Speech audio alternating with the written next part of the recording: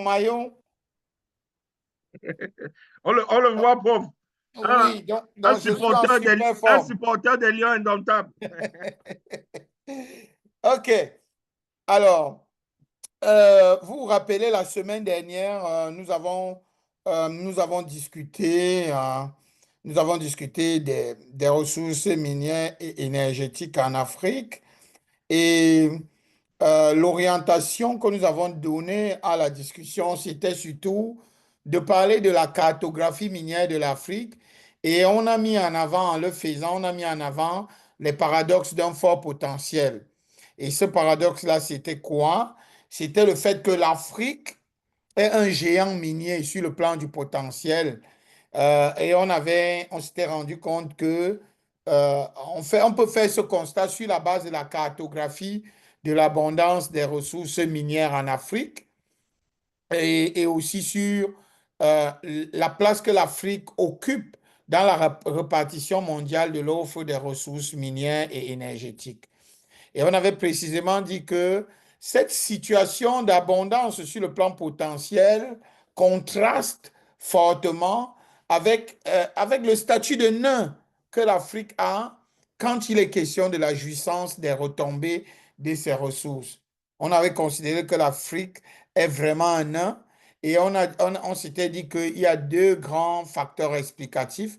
Le premier facteur explicatif, c'est le schéma rentier et extraverti de l'industrie extractive en Afrique. Ça, c'était le premier facteur explicatif. Le deuxième facteur explicatif, c'était la captation de la rente minière.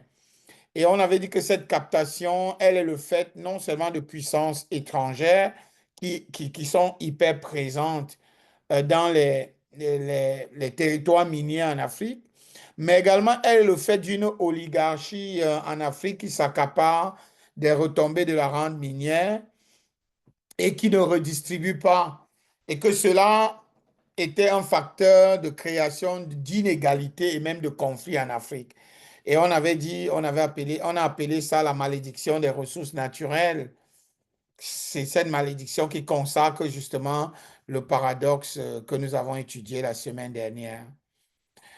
Bien, cette semaine, ce jour, pas cette semaine, ce jour ou ce samedi, je voudrais on s'intéresse aux dynamiques géopolitiques dans la gestion des ressources minières et énergétiques.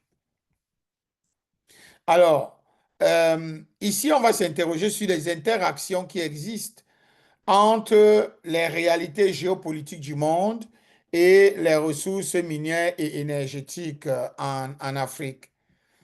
Euh, on va par exemple voir comment est-ce que ces ressources minières et énergétiques, comment est-ce que les différentes puissances entrent en concurrence pour les ressources minières et énergétiques.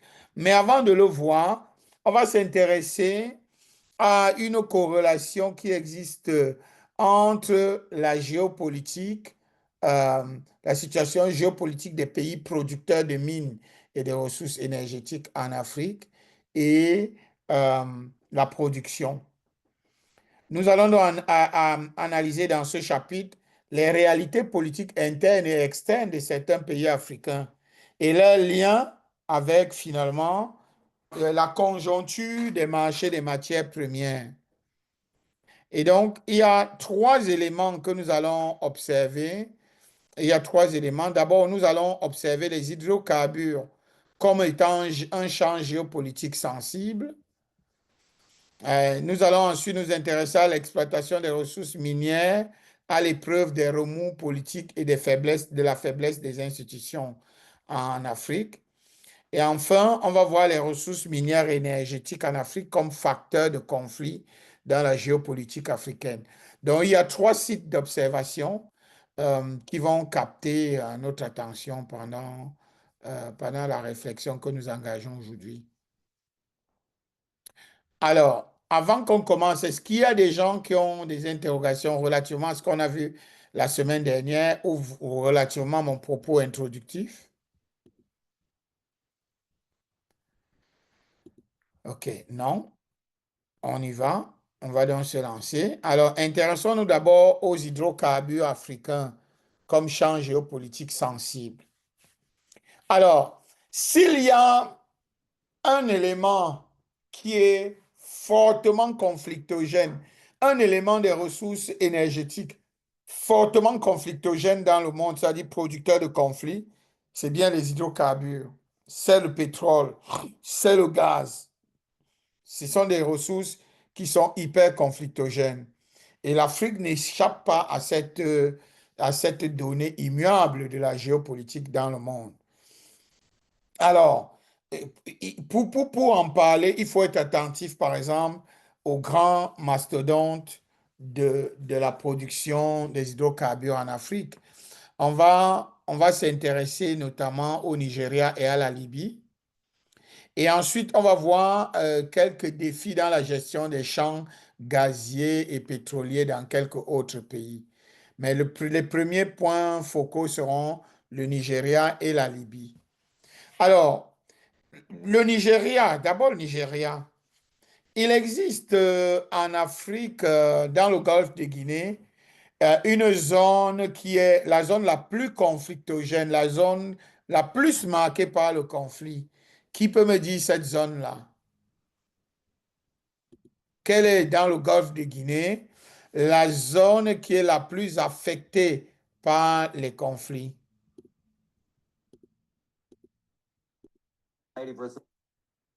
Allô? Qui peut me parler de cette zone? Djibouti, Non, dans le golfe, je parle du golfe de Guinée. C'est-à-dire cette partie qui part du port de Dakar au Sénégal jusqu'à Luanda en Angola, toute cette zone-là où la mer s'avance vers la terre. Quelle est la zone la plus conflictogène?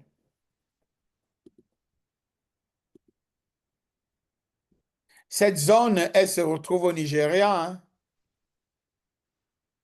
le Eh bien, delta, pardon, le delta du Niger. c'est le Le delta du delta du Niger. Niger, le Exactement, delta du c'est le Niger. delta du Oui. Niger. Ce qu'il faut savoir, c'est que le Nigeria est l'un des exemples africains de l'interdépendance qui peut exister entre les situations politico-sociales et économiques qui ont de l'effet sur la production des hydrocarbures. Il faut dire que le pétrole représente près de 70% des ressources du Nigeria. Et du fait des perturbations dans le pays et dans les zones de production du pétrole, la production du Nigeria évolue en dents de scie, la production pétrolière évolue en dents de scie. Le pays reçoit les 2 tiers de ses recettes budgétaires et la quasi-totalité de ses revenus de l'exportation du pétrole.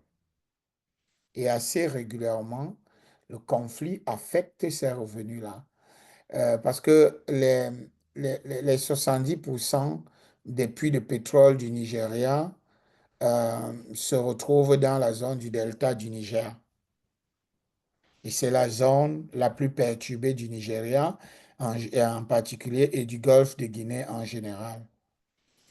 Et il faut dire que euh, la gestion, autour de la gestion du pétrole, de la manne pétrolière au Nigeria, il y a les enjeux de répartition, les enjeux de justice sociale et de gouvernance. Alors, vous n'avez pas oublié que dans les années 70, il y a eu la guerre du Biafra. La guerre du Biafra, le Biafra, c'est un État du Niger et du Nigeria qui a essayé de faire sécession et d'être indépendant. Le Nigeria, l'armée nigériane a dû faire couler beaucoup de sang pour pouvoir maintenir le Biafra dans son giron. Et ce qu'il faut savoir, c'est que le principal enjeu de ce conflit, c'était la gestion des ressources pétrolières. Mais cela n'a pas beaucoup changé parce que aujourd'hui, l'État nigérian est en but à des groupuscules armés dans le delta du Niger qui tantôt revendiquent leur indépendance, tantôt revendiquent l'autonomie des États situés dans le delta du Niger. Et les revendications s'articulent toujours autour de la répartition des revenus du pétrole. Et comme dans le répertoire d'action de ces organisations, on a le sabotage des pipelines et des puits de pétrole et l'enlèvement des ingénieurs et des techniciens qui travaillent dans les puits de pétrole.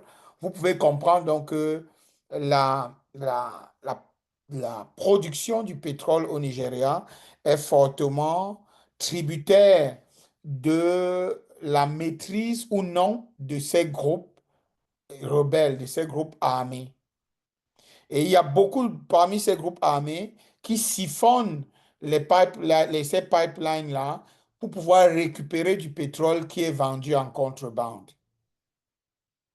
Donc, c'est hyper important. Donc, le Nigeria est, dans cette zone-là, est perpétuellement en crise. Perpétuellement en crise. Et les populations du Niger qui sont majoritairement chrétiennes doutent généralement de la capacité des gouvernements, des différents gouvernements nigérians à pouvoir résoudre le problème et accordent donc souvent beaucoup de crédit aux groupes armés qui sévissent dans la zone. Question, prof. Oui, Et le rôle des grandes puissances dans la guerre du Biafra, là, on a vu, je crois qu'il y a la France qui était derrière oui, le. bien sûr, bien sûr. Écoutez, les grandes puissances ne peuvent avoir des possibilités que lorsqu'il y a des facteurs déjà de fragilisation en interne. Regardez ce qui se passe au Burkina et au Niger. Les grandes puissances essayent de perturber et au Mali. Les grandes puissances essayent de perturber ces pays, mais puisque le leadership est fort pour le moment, ces grandes puissances n'ont pas réussi à trouver la faille pour pouvoir perturber le bon fonctionnement de ces pays. Le problème du Nigeria a souvent été la difficulté des gouvernements nigérians ou la mauvaise volonté à répartir équitablement les revenus du pétrole. Et évidemment, les grandes puissances vont actionner, ça devient des leviers. Ces mécontentements des populations deviennent des leviers pour les puissances, pour certaines puissances occidentales, qui vont donc profiter pour non seulement faire chanter le gouvernement fédéral en leur apportant de l'aide, mais également traiter avec les rebelles pour pouvoir avoir du pétrole en contrebande. Est-ce que je réponds à la question? Oui, oui, oui, oui. Merci. Est-ce qu'il y a d'autres questions? Non. Alors, l'exemple du Nigeria dans le delta du Niger peut s'étendre également au-delà du delta du Niger parce que vous savez que le nord du Nigeria est aujourd'hui en proie à un groupe terroriste qu'on appelle Boko Haram qui sévit également dans mon pays, le Cameroun. Boko Haram est né au Nigeria et la crise de Boko Haram est amplifiée par le sentiment d'injustice sociale, par le sentiment de corruption généralisée qui prévaut. Et donc, Boko Haram va donc surfer sur la vague de mécontentement des populations pour s'installer. Mais évidemment, lorsqu'on analyse ces situations géopolitiques, il faut toujours prendre en compte les dynamiques du dedans et les dynamiques du dehors. C'est-à-dire que Boko Haram est aussi fortement alimenté, non seulement par les puissances, par certaines puissances occidentales ou même du Golfe, parce que vous savez que Boko Haram a fait allégeance, par exemple, à Al-Qaïda du Maghreb. Or, Al-Qaïda du Maghreb, on sait, est financé par certains pays du Golfe, tels que le Qatar. Donc, il y a des connexions entremêlées qui rendent la géopolitique, les analyses géopolitiques très intéressantes dans la zone, parce qu'il y a des réseaux de criminalité transnationale qui se créent et qui se consolident ou à travers l'arrivée ou la mise en place de ces groupes rebelles. Donc, c'est hyper important de combiner toujours les dynamiques du dedans et du dehors dans les analyses qu'on peut faire sur le plan géopolitique. Bien, le deuxième pays, le deuxième site d'observation que j'aimerais qu'on ait en ligne de mire, c'est la Libye. C'est un pays qui reste divisé par la guerre du pétrole.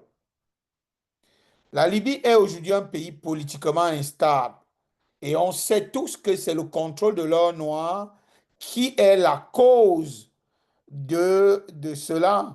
On sait que la France et la Grande-Bretagne ont lancé les attaques contre la Libye parce qu'il y avait une volonté forte de pouvoir contrôler le pétrole libyen face à l'arrivée de plus en plus pressante de la Chine dans la zone. Et aujourd'hui, c'est le contrôle du pétrole qui est le moteur de l'affrontement entre les deux autorités concurrentes en Libye. Ces deux autorités sont sur le terrain et travaillent à s'accaparer des ressources, les ressources du pétrole, les ressources du pétrole libyen. On sait par exemple que il y a Khalifa Haftar qui dirige les brigades de défense de Benghazi et il y a les milices de l'Est également qui sont impliquées dans les combats. Mais on ne pourrait pas comprendre cela si on n'établit pas la connexion entre ces troupes-là, il y a l'armée nationale libyenne et Daesh et d'autres forces externes, notamment les forces occidentales, qui, elles ont créé des perturbations, mais les forces occidentales se sont en partie retirées parce qu'elles n'ont pas su gérer le désordre qu'elles ont créé. Et de ce point de vue, euh, la situation libyenne reste marquée par trois grandes réalités. Il y a une baisse notable de la production pétrolière libyenne depuis que les troubles ont commencé. La production du pétrole baisse pourquoi? Parce qu'elle est aujourd'hui départagée entre les différentes forces rebelles qui s'affrontent. La deuxième réalité de la situation libyenne, c'est le fait qu'il y a une lutte proprement géopolitique parce que chaque faction lutte pour s'accaparer le pouvoir en Libye et s'assurer le contrôle des sites de production. Donc la géographie va amplifier cette situation. Pourquoi? Rappelez-vous, on a dit géopolitique, c'est le rapport entre la géographie, entre l'espace et le pouvoir. En Libye, la géographie amplifie la situation parce que les grands sites de production se trouvent dans la zone qu'on appelle le croissant pétrolier, c'est-à-dire dans la zone qui se situe dans la Cyrénaïque en Libye. C'est une zone qui est dans le pourtour de la Méditerranée. Et c'est une zone donc qui consacre le conflit entre les différentes troupes. Il y a l'armée nationale libyenne de Khalifa Haftar, il y a les brigades de défense de Benghazi et il y a les milices de l'Est. Et c'est ce qui fait qu'on parle de plus en plus on parle de plus en plus de la guerre du pétrole. Et il y a un chef de gouvernement d'union nationale à un moment donné, Fayez El-Sarraj, qui était soutenu par la communauté internationale. Je n'aime pas trop ce thème parce que je ne sais pas si on doit véritablement parler de communauté internationale. Donc, Fared El-Sarraj est le principal adversaire de Haftar. Haftar qui s'est plus rapproché des Russes, alors que El-Sarraj est proche de la communauté internationale, notez l'Occident. Et donc, la vie politique libyenne et même la production du pétrole est rythmée par le rapport de force entre ces deux grands groupes qui s'affrontent constamment. Question, prof.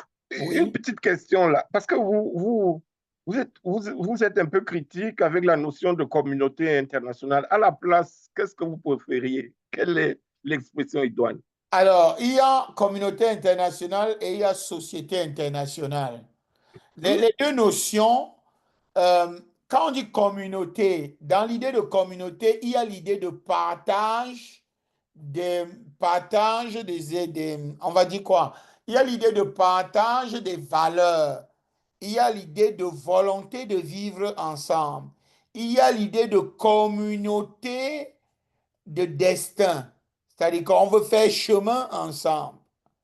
Or, lorsqu'on observe ce qu'on appelle communauté internationale aujourd'hui, c'est une constellation de pays avec des intérêts nationaux bien marqués.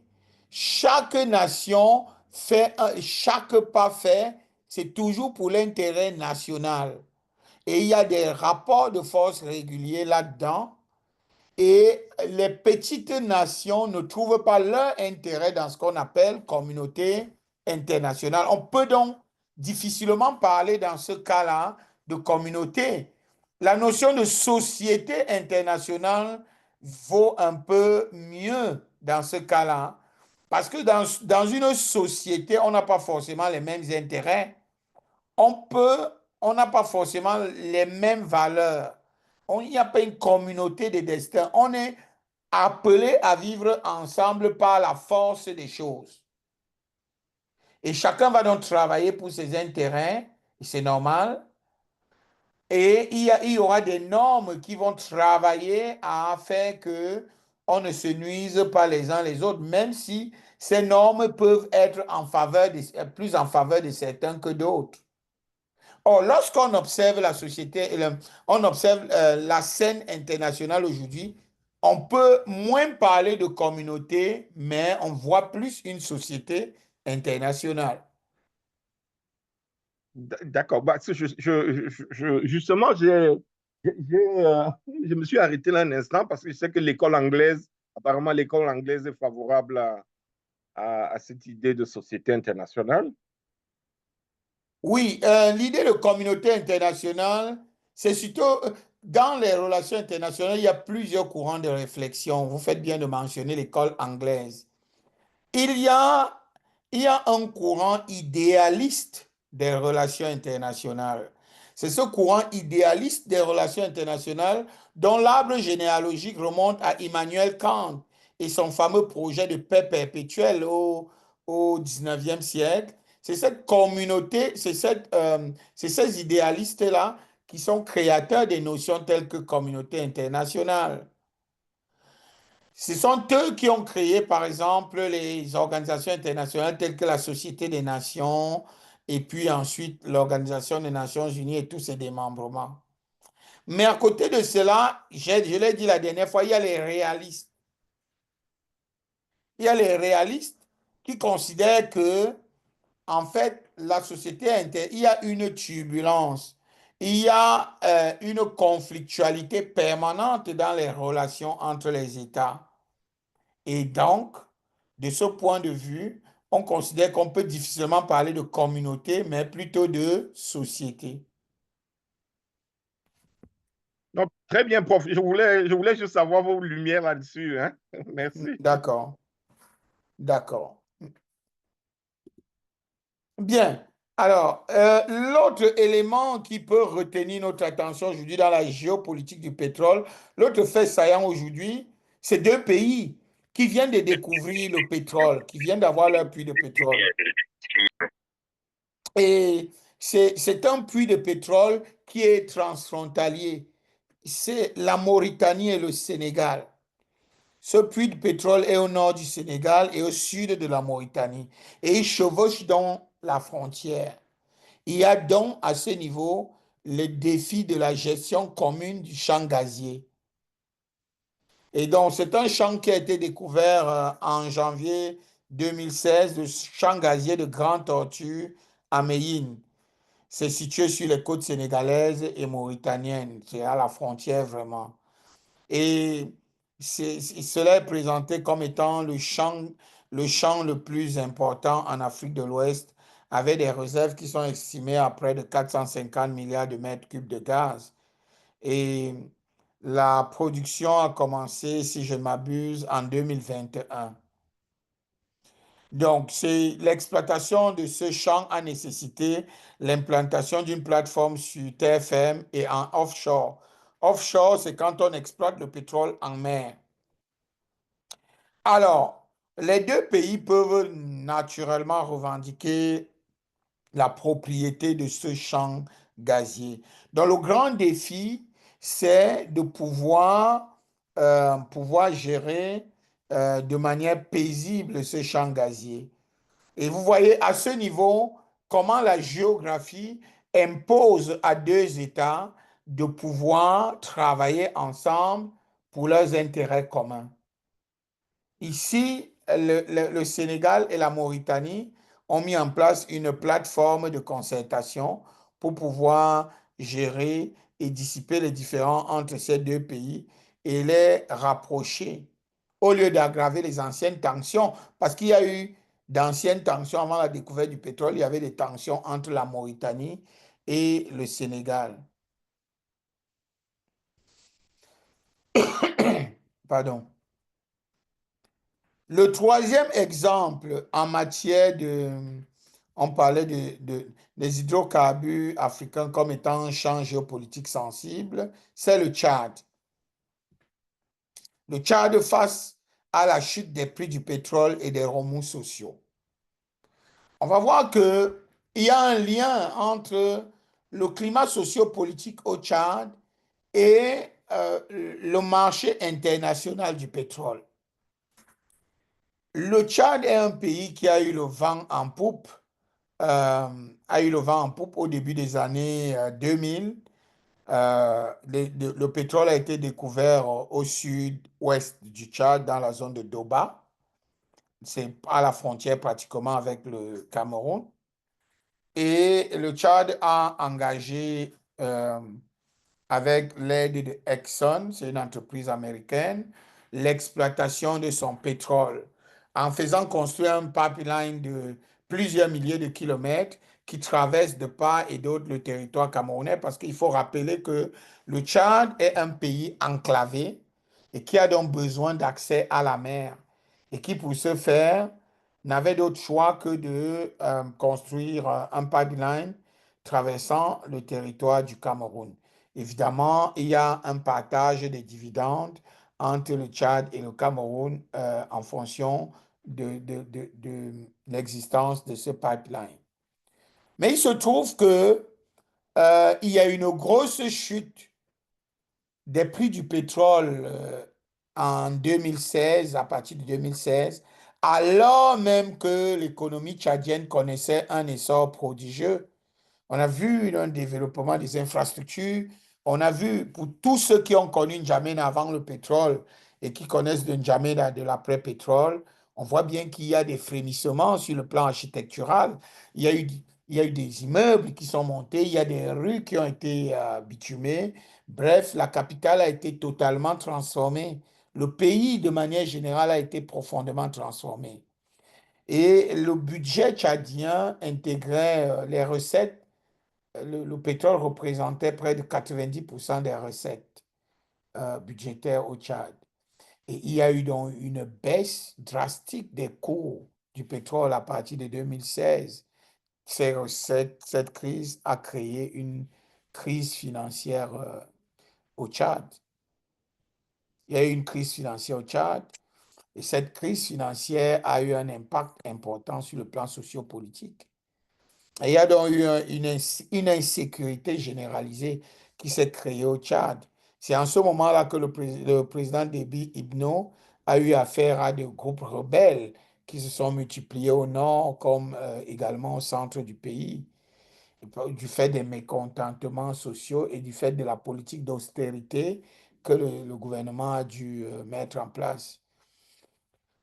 Et on peut établir une corrélation entre ces mécontentements-là et le fait que le groupe Boko Haram, le groupe rebelle Boko Haram, ait finalement prospéré également au Tchad, notamment dans la zone du lac Tchad. Donc, le pétrole, les hydrocarbures de manière générale, constituent un élément clé lorsqu'on veut engager une analyse géopolitique de l'Afrique. Lorsqu'on veut faire la géopolitique des ressources minières et énergétiques, le pétrole est un élément clé. Cependant, on peut difficilement parler de la géopolitique des ressources naturelles en Afrique en ne s'en tenant qu'aux hydrocarbures. Il y a également les ressources minières qui sont énormes et qui captivent également la géopolitique des ressources en Afrique. Question, prof. Oui, Oui. Alors, quand on voit votre propos, ben, montre votre analyse géopolitique, montre l'importance, je prends ne serait-ce que le cas du pétrole, pour l'Afrique et même pour le monde. Et du coup, ça m'amène il y a une question qui vraiment qui taraude mon esprit au niveau international, c'est la question de la fin du pétrole. Alors, voilà. oui, oui. Excellente question.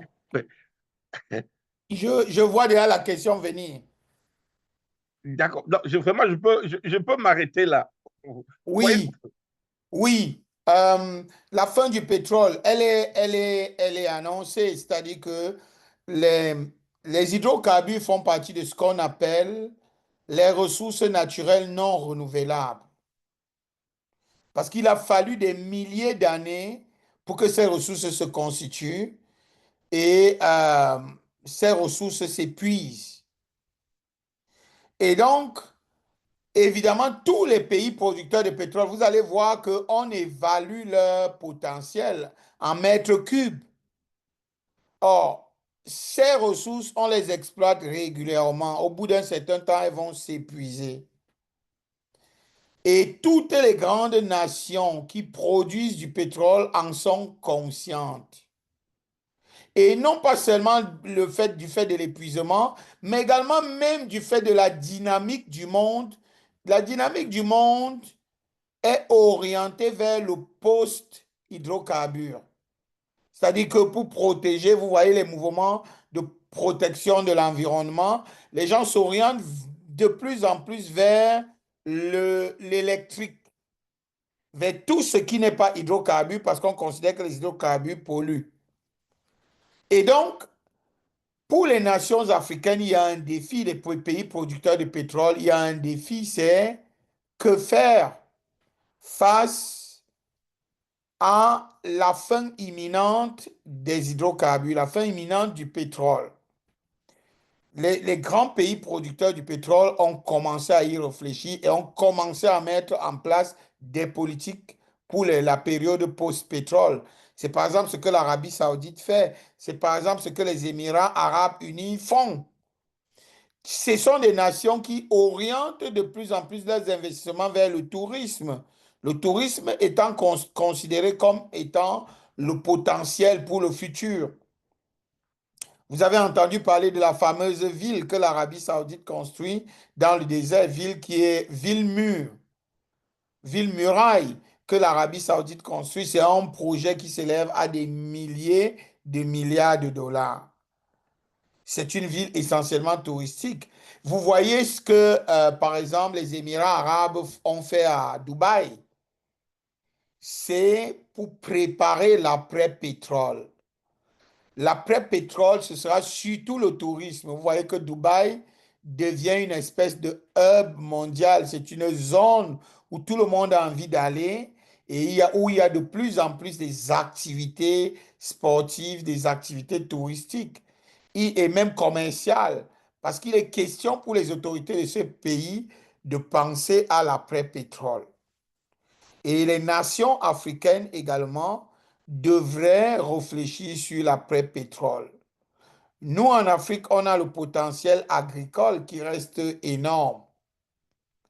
Pour beaucoup de pays producteurs de pétrole, en Afrique, il y a des réflexions qui sont engagées sur le développement de l'agriculture. C'est par exemple le cas du Nigeria, où les projets agricoles sont de plus en plus ont de plus en plus le vent en poupe. Il est question de varier les exportations du Nigeria. Le Nigeria aujourd'hui a plusieurs projets agricoles et agronomiques qui sont en place, qui se mettent en place. Euh, Vous avez entendu parler du grand projet dirigé par, c'est privé, par Olusegun Obasanjo, l'ancien président du Nigeria. C'est un grand homme d'affaires qui fait dans l'agroalimentaire. Dangote, au-delà du pétrole, vous savez qu'il est également dans l'agroalimentaire. Il y a une volonté au Nigeria de diversifier l'économie et notamment les exportations du Nigeria. Et l'autre champ également qui est de plus en plus exploité et envisagé sont les nouvelles technologies, les technologies de l'information et de la communication. Le Nigeria aussi investit beaucoup dans ce domaine-là. Alors, je ne sais pas si je réponds à la question. Très bien, prof, très bien. Bien, alors, quand on parle de ressources minières, il y a deux témoins qui vont retenir notre attention. Il y a l'instabilité en RDC. Et on va également parler de la faiblesse des institutions de contrôle du secteur minier en Afrique de l'Ouest. Voilà essentiellement les deux éléments qui vont retenir notre attention. Mais la classe est très silencieuse. Pourquoi seulement Robinson et moi qui parlons? Et c'est très calme aujourd'hui. Monsieur Bikoro n'a pas parlé encore.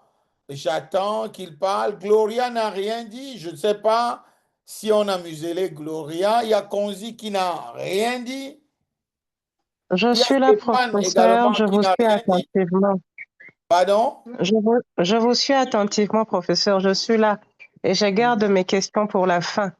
D'accord, d'accord, d'accord, c'est bien compris. Alors, les autres également, c'est le cas. Vous gardez vos questions pour la fin. Il faut bien les noter pour ne pas les oublier. Alors, je vois Pacom. Est-ce que c'est le Pacom que je connais? Oui, oui, c'est bien moi. C'est C'est bien pas pas comme comme vous, faut. Clitandre. C'est pas comme Clitandre. C'est pas comme? Clitandre. Ok, d'accord. Alors, vous gardez les questions pour la fin. Ok, c'est bon. On continue.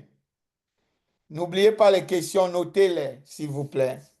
Alors, je disais que s'il y a un seul pays en Afrique dont il faut parler lorsqu'on on discute des ressources minières et des liens entre ressources minières et politiques, eh bien, c'est la RDC. Rappelez-vous de ce que je vous ai dit, c'est Frantz Fanon, puis Cheikh Anta Diop, qui disait que le Congo est la gâchette de l'Afrique. Cela a été dit depuis très longtemps. Ce sont des auteurs qui ont estimé que si le Congo se développe, gère bien ses ressources naturelles, c'est toute l'Afrique qui va se développer. Il y aura des effets d'entraînement sur toute l'Afrique.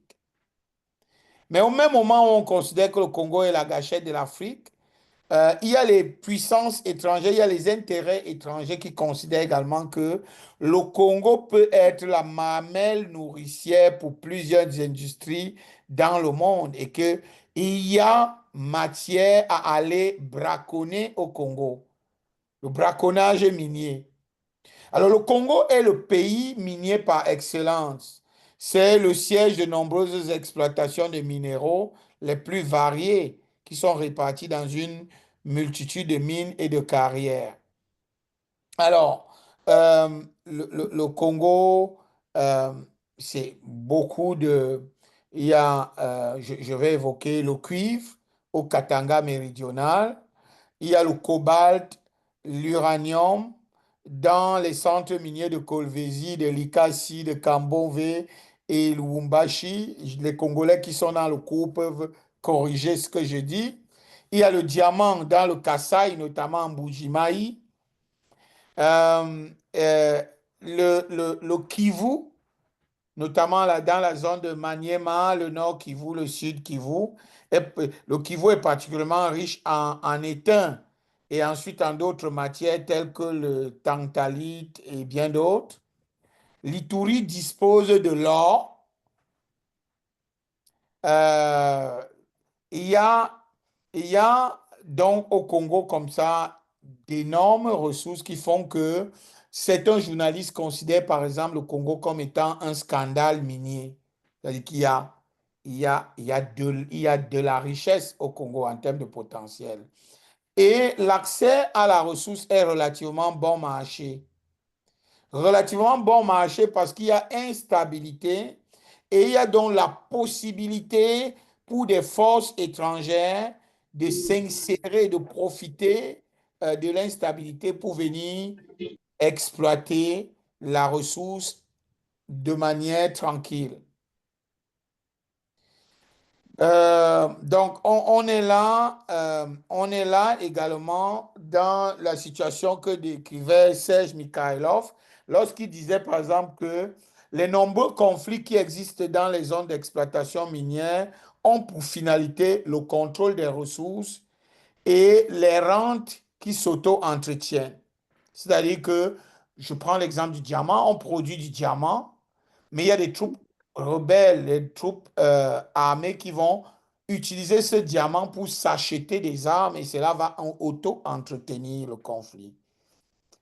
Et on comprend donc que, par exemple, le processus de Kimberley soit très intéressé par les diamants du Congo. Qu'est-ce qu'on appelle processus de Kimberley? C'est le processus international qui vise à lutter contre les diamants du sang en les certifiant. Le processus s'est intéressé au Congo depuis plusieurs années. C'est un processus qui est né à la suite des guerres du Libéria et de Sierra Leone, où on avait fait le constat de ce que les troupes qui s'affrontaient s'auto-entretenaient grâce à l'exploitation du diamant.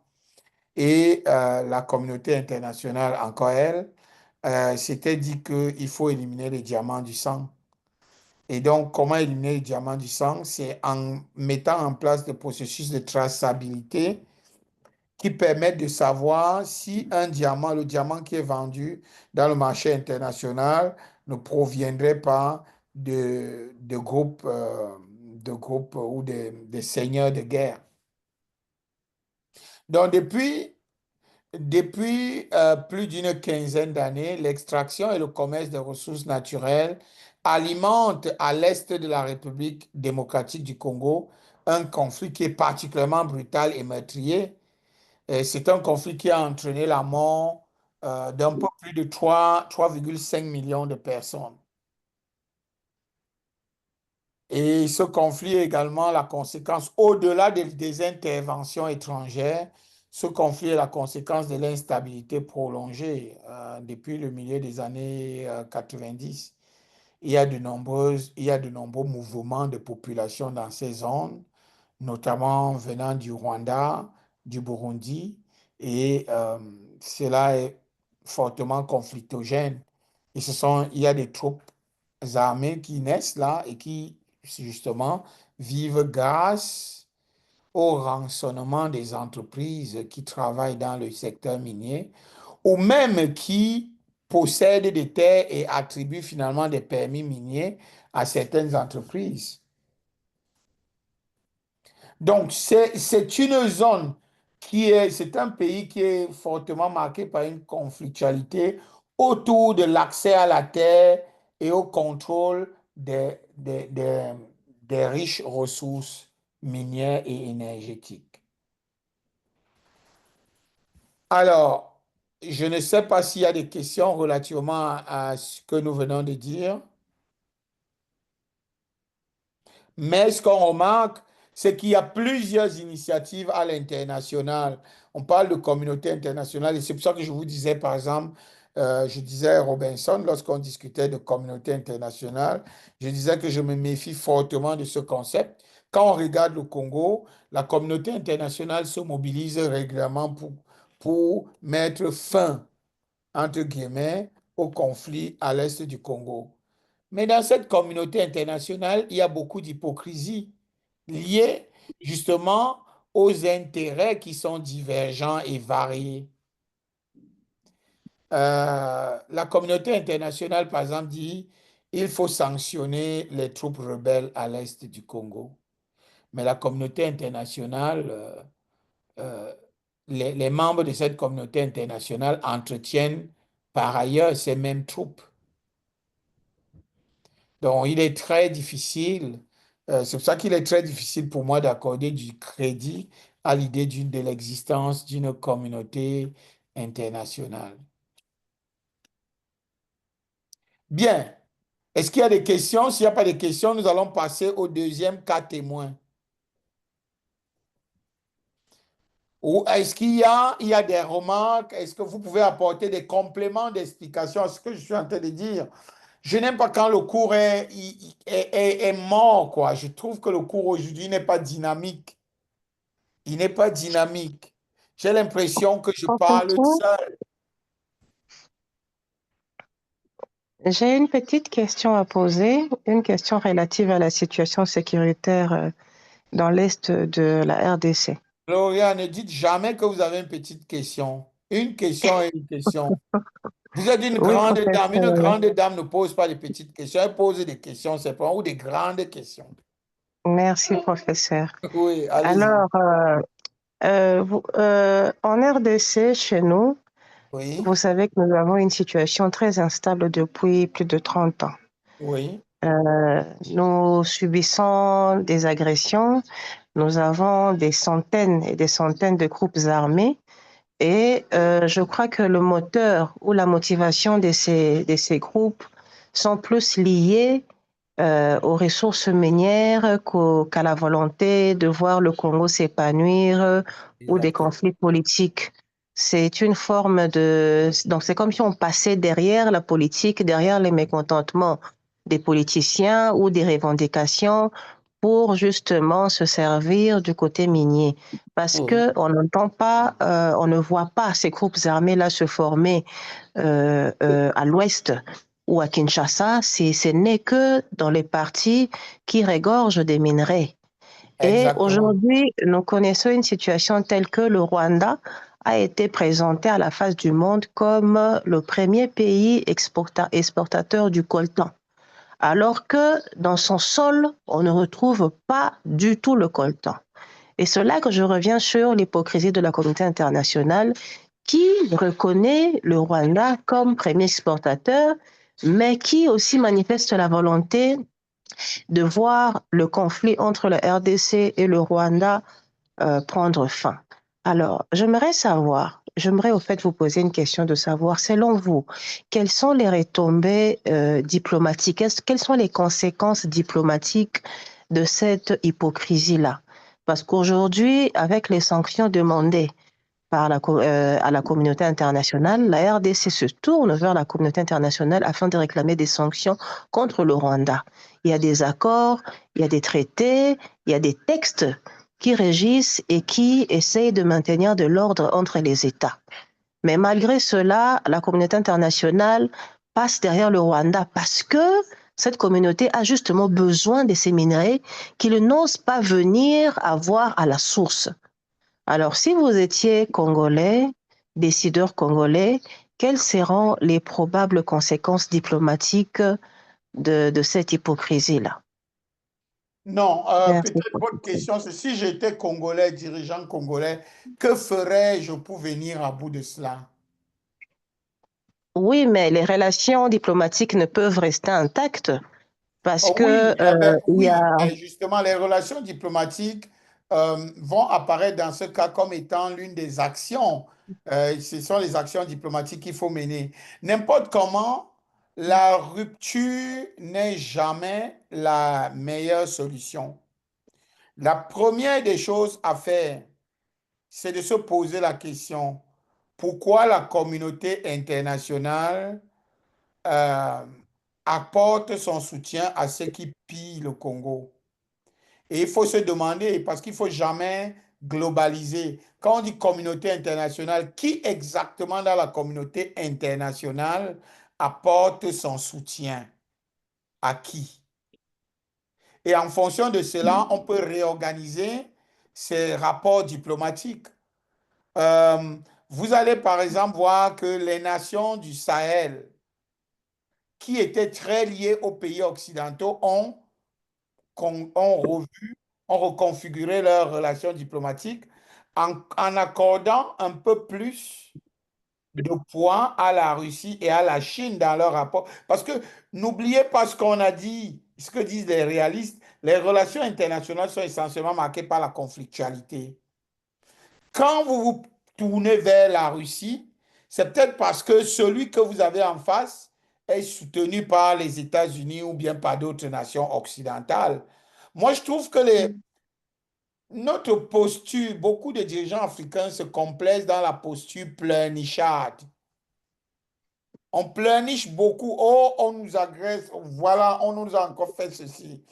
Mais écoutez, est-ce que nous-mêmes, on ne peut pas s'organiser sur le plan diplomatique en revoyant nos relations?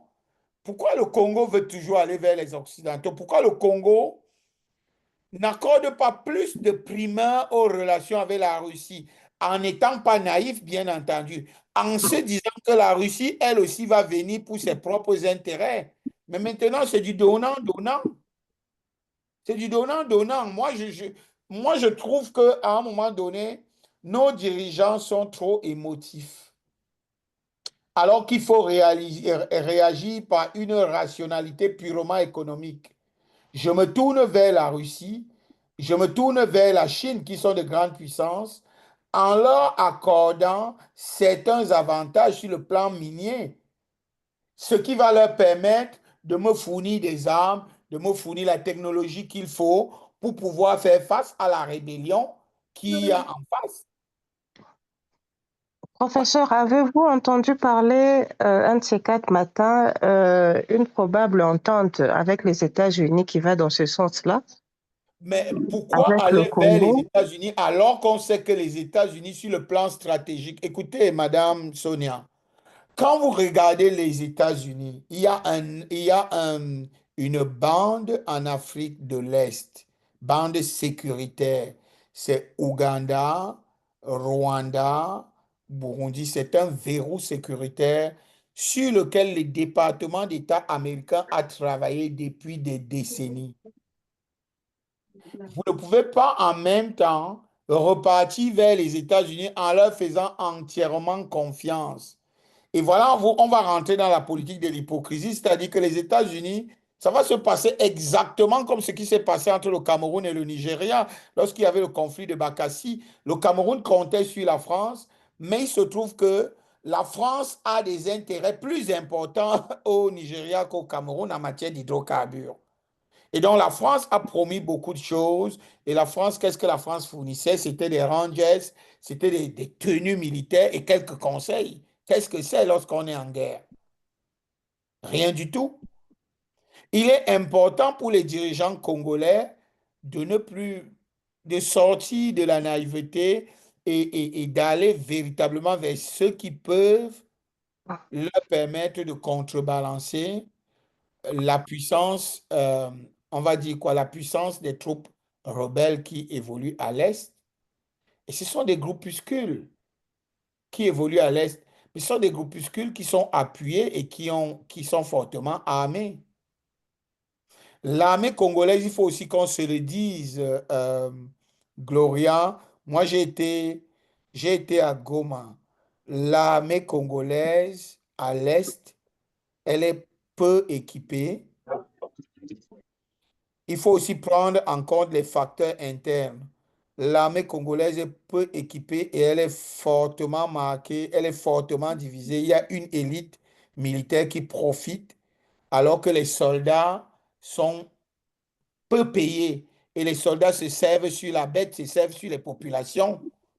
Ça aussi, c'est une donnée qu'on ne peut pas ignorer et nos dirigeants doivent prendre cette donne-là en compte. Pour pouvoir faire face à un adversaire extérieur, il faut d'abord se préparer sur le plan intérieur. Et sur le plan intérieur, le Congo a un effort à faire pour reconstruire véritablement son armée. Mais prof, C'est quelque chose qui est incontournable.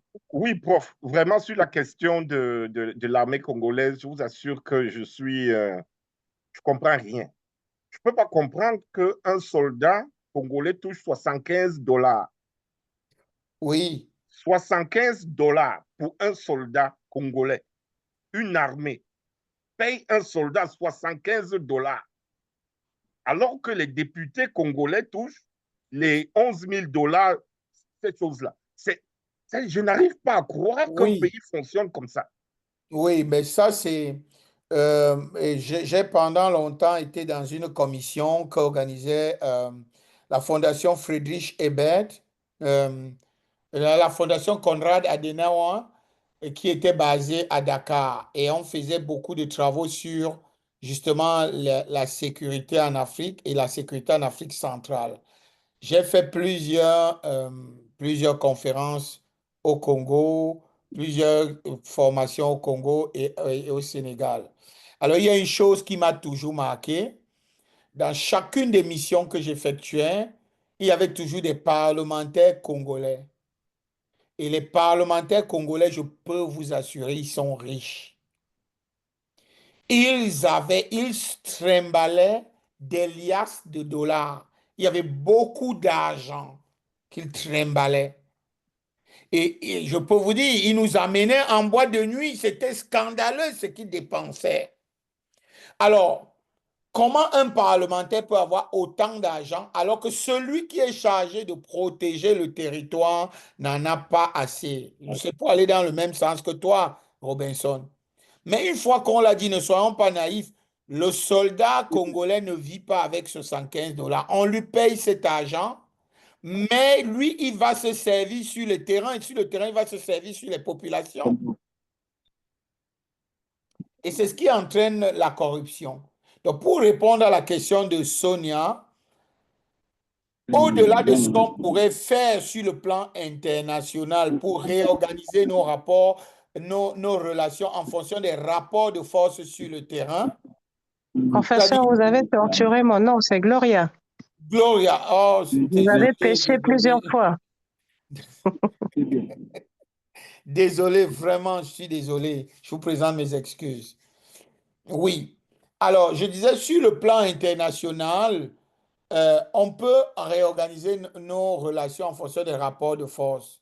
Moi, je dirais, si j'étais au Congo, dirigeant, j'accorderais moins de crédit aux nations occidentales et je me pencherais beaucoup plus vers les puissances de l'Est et même vers les puissances émergentes telles que le Brésil, l'Inde, pour mon armement.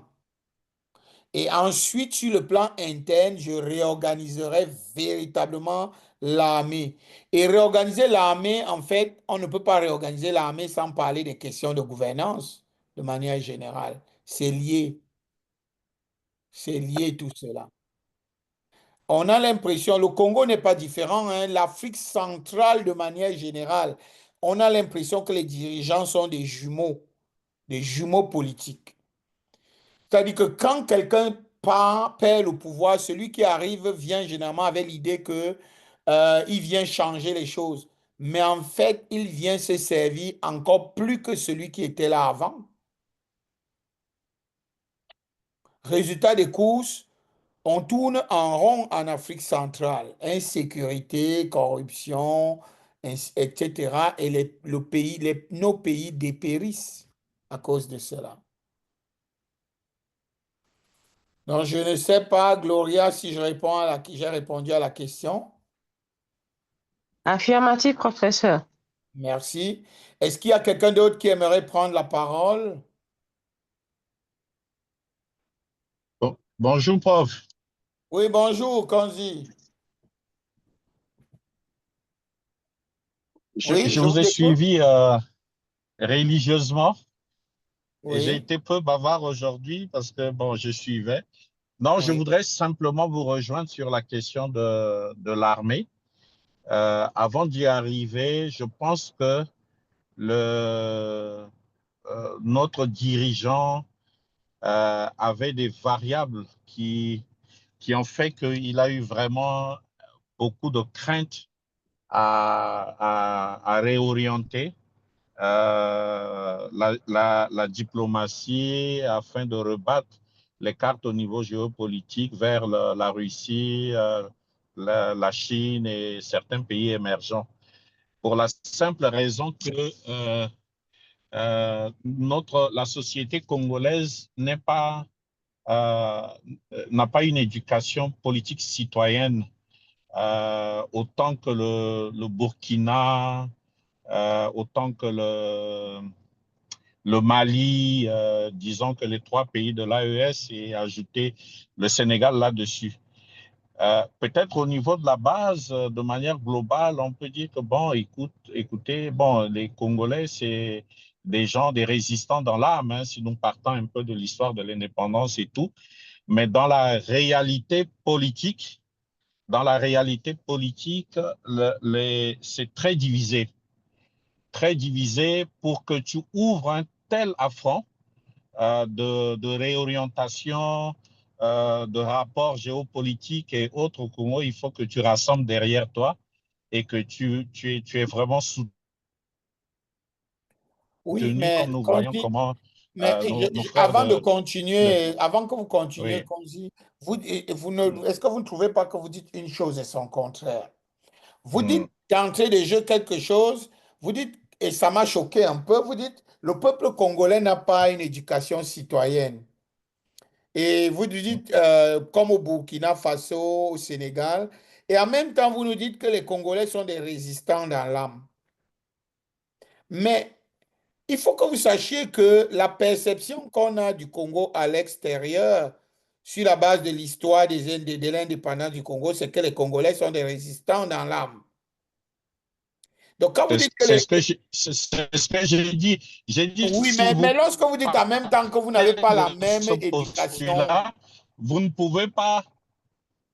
Non, c'est exactement ce que je dis. Peut-être je me suis mal exprimé, mais ce que je voudrais vous exprimer, que dans le oui, contexte du Congo, depuis oui, 3 décennies, une politique oui, réorienter vos cartes diplomatiques comme nos frères de l'AES l'ont fait et autres, il faut vraiment vous assurer de votre... Parce que ce qui anime nos dirigeants ici, c'est d'abord leur sécurité personnelle et la sécurité de leur pouvoir. Dès lors bah, qu'on ne peut pas le lui garantir ça, il ne prendra aucun risque pour pouvoir changer les choses de manière radicale. vous Alors, je crois comprenez? que, voilà, Oui. le président Félix s'est retrouvé devant ce dilemme. Il avait d'une part sa vie et ses conseillers autour de lui et sa qui lui dit, écoute, on a encore besoin de toi en vie et puis et autres. Et donc, bon, finalement, il a fait le choix de ramer parce qu'il a ramé pendant 6 ans hein, vers l'Occident. Il a Oui, ramé, mais vraiment ramé pendant 6 ans vers l'Occident pour pouvoir maintenant, aujourd'hui, voir une lueur d'espoir avec l'Amérique de Trump à l'idée d'un partenariat qui conduira à une sortie de crise. Que nos l'Amérique de élites Trump, pour... je vais vous dire, je ne vais pas vous décourager, mais l'Amérique de Hmm, Trump, au-delà des effets d'annonce, c'est business as usual. C'est business hmm, comme d'habitude, comme oui, tous les jours. Ils ne vont pas, cette Amérique-là ne va pas radicalement changer sa politique. Mais dans les explications que vous donnez, moi, je suis satisfait parce que vous voyez, vous mettez le facteur personnel en avant. hmm, Et ça nous ramène à la discussion que nous avons eue la semaine dernière sur ce que j'ai appelé dirigeant révolutionnaire. Un dirigeant révolutionnaire, c'est un dirigeant qui a à cœur de changer radicalement les choses, y compris pour lui-même. Mais moi, je vais vous dire aussi que le gros problème que nos dirigeants ont généralement en Afrique centrale, c'est qu'ils sont fortement socialisés à la culture occidentale et ils ont peur de s'en il leur est difficile de s'en détacher. Tshisekedi, c'est la Belgique, il a vécu en Belgique, on est d'accord. Et sa culture est occidentale. La exactement. culture Ouais. est occidentale. Et quand vous venez au pouvoir avec cette culture occidentale, le premier réflexe que vous avez quand vous êtes en difficulté sur le plan diplomatique, c'est d'aller chercher vers les nations qui sont dans vos référents, dont les référents Hmm, sont occidentaux. hmm, Vous allez voir que les dirigeants qui sont restés en Afrique, qui ont été socialisés uniquement à l'Afrique, en général, ils ont tendance à être moins porté toujours à se reporter vers l'Occident. Et en tout cas, ce que moi je voulais dire ici, c'est que nos dirigeants ont du pain sur la planche en Afrique centrale. Et il y a du travail à faire pour ne plus considérer l'Occident comme étant un horizon indépassable. L'Occident, je ne suis pas en train de dire qu'il faut rompre absolument avec l'Occident, mais ce que je suis en train de dire, c'est que il faut changer d'état d'esprit et considérer que l'horizon occidental est dépassable. C'est-à-dire que on peut avoir, pardon, on peut avoir des relations au-delà de l'Occident. On peut accorder de la primauté à des nations non occidentales dans nos relations. Mm. C'est simplement ce que je voulais dire. Je comprends parfaitement, prof, parce que j'ai suivi un peu le changement qui a lieu en 2020 en Centrafrique. J'y étais. Oui, On a vu comment le Touadéra a reviré. In fine, les rebelles étaient déjà dans la capitale Bangui. Le quartier que oui, j'habitais était déjà presque occupé par les rebelles, hein, en dernier lieu. Mais oui. ce qui a sauvé Touadéra, c'est que, bon, en ce moment, l'enjeu géopolitique en termes de ressources et de minerais pour la République centrafricaine n'est pas autant crucial pour le moment qu'en République démocratique du Congo. Et donc, je crois que, bon, ça, ils ont pensé que c'était une petite aventure parce que je suivais un peu également dans les échanges et tout. Ils ont pensé que c'était une petite aventure et autres, bon, que ça allait s'évanouir tout de suite et tout. Bon, après, Touadéra a fait son petit bonhomme de chemin. Mais Tout à j'ai fait. discuté longuement avec les gens ici. Au fait, la question ici, ils avaient une première équation, faire cette réorientation diplomatique et puis garantir la sécurité du président et la suite de son pouvoir et garantir que la situation à l'Est n'échapperait plus totalement au pouvoir de Kinshasa. Et donc, à ces deux questions, ils n'ont pas trouvé de réponse. C'est comme ça, ils ont ramé vers l'Occident pour essayer de plaidoyer jusqu'à ce que l'Occident puisse réaliser la gravité de ce qui se passe en termes de droits humains, de violations et tout à l'Est pour que les consciences puissent euh, quand même être interpellées et que cela s'arrête.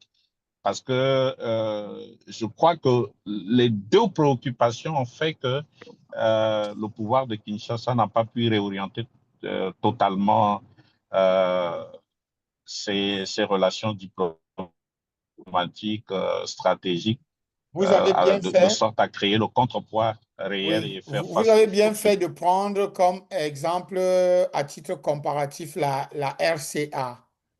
Mm, Ouattara a rapidement compris l'enjeu et mm. il s'est tourné vers la Russie. Dès lors que Wagner est arrivé à Bangui, la capitale a commencé à être expurgée de ses rebelles. Et même la protection du président Touadéra, c'est Wagner. C'est le groupe Wagner. C'est un groupe russe. Évidemment, moi qui le dis, je ne suis pas naïf. Les Russes viennent également pour les minéraux. Mm. Mais il faut maintenant savoir où se trouvent ses intérêts. Nous, nations africaines, on doit arrêter d'aller dans des relations avec l'émotion. On doit aller avec une rationalité véritablement économique et se dire, avec qui dois-je traiter et qui me rapporterait le mieux pour me développer? Exactement. Oui, c'est tout. C'est Ne pas mettre malheureusement pas l'émotion en avant. le Oui, cas de Centrafrique, hein, c'est déplorable. oui. Bien. Maintenant, le deuxième cas témoin sur lequel je voulais qu'on discute, c'est la faiblesse des institutions de contrôle du secteur minier en Afrique de l'Ouest. Évidemment, ce que je dis sur l'Afrique de l'Ouest est prédicable à l'Afrique centrale, aux différentes nations d'Afrique centrale. Alors, il y a Mais prof, j'ai une question, prof. Oui, Vraiment, j'ai une Robinson. question. Et Oui. j'aimerais bien vous voir ministre des Affaires étrangères au Cameroun. Alors, Oh non, je suis parti de ce pays-là et je suis tranquille là. oui, mais prof, et puis ce pays est en reconstruction, hein? On va le reconstruire. Donc, ça va prendre un nouveau ministre des Affaires étrangères. Bon, dites-moi, Oui. oui, prof, comment le Cameroun, qui est un pays pétrolier, rendez-vous compte que c'est récemment que j'ai vraiment su que le Cameroun est un État pétrolier, hein? Vivant au Cameroun et tout, mais c'est très récemment que j'ai compris que le Cameroun est un État pétrolier. Alors, du coup, je me demande justement, comment le Cameroun peut réorienter sa diplomatie. Est-ce que, je me pose la question, est-ce que le Cameroun devrait réorienter sa diplomatie pour tirer tous les bénéfices d'un État pétrolier? Oui, bon, mais première chose pour le Cameroun, on est exactement dans la même situation qu'au Congo. On a un gouvernement qui est extraverti et qui est occidental.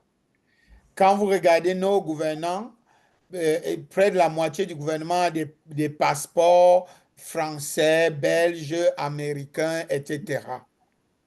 Ça, c'est le premier élément. Vous ne pouvez pas vous libérer quand vous avez des dirigeants qui sont à ce point inféodés. Vous ne pouvez pas vous libérer. Ça, c'est le premier point. C'est pour ça que tout à l'heure, quand on parlait du président Tshisekedi au Congo, j'évoquais sa socialisation occidentale. C'est le même cas au Cameroun. Pour réorienter, mais à la différence du Congo, le Cameroun ne dépend pas autant du pétrole que le Congo dépend des mines. C'est-à-dire que le Cameroun a d'autres ressources en dehors du pétrole. Mais maintenant, relativement au pétrole, le Cameroun peut effectivement décider de réorienter sa stratégie pétrolière. Depuis les indépendances, on sait que les champs miniers camerounais, depuis que le pétrole a été découvert, les champs miniers camerounais sont essentiellement exploités par les nations occidentales. C'est Exxon, c'est Total. Il est possible de penser aussi à attribuer même des permis d'exploration à des entreprises qui sont non occidentales. Mais quand vous avez des dirigeants qui, même quand ils ont l'abcès au doigt, vont se soigner en Occident. Quand vous avez des dirigeants qui, pour les moindres vacances, imaginent, pensent à aller en Occident. Ils ne peuvent pas faire ce type de choix parce qu'ils ne sont pas révolutionnaires. Ils ne peuvent pas changer brusquement les choses parce que leurs intérêts personnels en Occident seraient affectés, malheureusement. Et puis, quand j'évoque l'idée de réorienter, il ne faut pas réorienter pour réorienter. La réorientation peut aussi consister simplement à rediscuter les contrats, rediscuter les pourcentages des dividendes. Ça peut aussi consister en cela. Quel est le pourcentage qui revient aux pays producteurs face aux nations, aux entreprises qui produisent? Évidemment, les entreprises qui produisent mettent beaucoup d'argent dans l'exploration et puis l'exploitation. Mais pourquoi nous, au Cameroun, on ne ferait pas comme d'autres nations? L'Angola le fait déjà. Pourquoi on ne ferait pas le transfert de technologies? Pourquoi nos ingénieurs ne seraient pas nombreux à travailler dans ces entreprises-là pour pouvoir créer leurs propres entreprises? Le Nigeria également le fait déjà. Quand vous arrivez au Nigeria, à côté des majors qui vendent du carburant, vous avez de nombreuses entreprises nigérianes qui vendent du carburant ou qui explorent même et exploitent du carburant. Pourquoi on ne le ferait pas au Cameroun? Et il y a plusieurs modalités. Dans le changement d'attitude, il y a plusieurs modalités qu'il faut prendre en compte. Et l'une des modalités, c'est la transformation locale dont on a parlé la semaine dernière. le meilleur moyen de tirer avantage des ressources naturelles, c'est la transformation locale. Pardon, prof, je voulais intervenir. Oui, oui, allez-y. Ah, c'est marqué ça. Je voulais un peu parler, parce que vous parlez beaucoup plus de l'Afrique centrale. Parce que moi, je vois que si on évalue les réserves Oui, minières de toute l'Afrique, c'est l'Afrique centrale qui possède les réserves minières. Quand vous regardez en tout, en pétrole, en matière stratégique, tout ça, les, les gens qui ont besoin de ces réserves, de ces minéraux qui sont un peu stratégiques, oui, ce sont les grandes puissances. Nous avons les États-Unis, la Russie, tout ça. Pour moi, le cas des pays, des pays qui sont dans l'Afrique centrale, c'est différent des autres pays. Tu sais que moi, je ferai mon analyse. Quand on prend en tout cas les pays qui sont peut-être au nord, tout ça, quand vous évaluez leurs réserves, ils n'ont pas grand-chose, comparativement à nous qui sommes en Afrique centrale. Pour moi, si on veut aller dans le contexte de comparer avec les autres pays, moi, on va se perdre. Pour moi, je ne vois pas. On n'a pas le même problème que ces pays-là de l'Afrique de l'Ouest. Pour moi, nous sommes dans un... Faut passer, je l'avais parlé que, oui, on parle de révolutionnaire, oui, mais il y a un aspect démocratique d'un pays. Si la démocratie, on commence à écarter la démocratie d'un pays, avec la révolution, on risque encore de faire des pas. Quand vous regardez les pays qu'on appelle révolutionnaires, il y a beaucoup d'histoires qui sont bafouées, ils sont en train de bafouer. Un pays révolutionnaire pour moi, je le vois de deux côtés. Vous avez des gens qui ont pris le pouvoir par force, et puis les autres qui traînent au pouvoir, ils font 40 ans, 50 ans. À un moment là, on prend ces gens sont révolutionnaires. Je dis non, ils ne sont pas révolutionnaires ces gens. Si ces gens sont révolutionnaires, ils doivent aller au pouvoir. Ils sont au pouvoir, ils font 3 ans, ils organisent, et puis ils font passage du pouvoir pacifique au civil. oui. Pour moi, nous sommes dans deux aspects qu'on ne peut pas comparer. Non, mais ce que vous êtes en train de dire, cher ami, nous en avons parlé la semaine dernière, on a parlé de gouvernance. Au cœur de la question des ressources, de la gestion des ressources en Afrique, au cœur de la géopolitique des ressources en Afrique, il y a la question de la gouvernance. Ce qui rend nos nations faibles face à l'extérieur et même ce qui rend, qui crée des conflits même à l'intérieur dans la répartition des ressources, c'est d'abord la question de la gouvernance. On en a parlé la dernière fois et on a pu juger utile d'insister outre mesure sur la question de la gouvernance. Maintenant, la comparaison entre l'Afrique de l'Est, l'Afrique centrale et l'Afrique de l'Ouest, oui, vous avez raison, les réalités sont différentes. Les pays d'Afrique centrale sont hyper riches en ressources naturelles, mais ce sont des pays qui concentrent le plus de problèmes d'instabilité liés aux ressources. Alors pourquoi ces instabilités-là par rapport à l'Afrique de l'Ouest? Simplement parce que plus il y a des enjeux liés à l'exploitation des ressources naturelles, plus il y aura des convoitises et il y aura des conflits. Je veux dire que même en Afrique de l'Ouest, le Niger est plus perturbé que le Mali, par exemple. Pourquoi? Parce que le Niger a l'uranium, qui est une matière stratégique. En général, lorsque vous analysez les questions d'instabilité, je l'ai dit dans mon propos introductif, lors de l'introduction générale de ce cours, analyse des situations géopolitiques, il faut toujours vous intéresser à la configuration du territoire.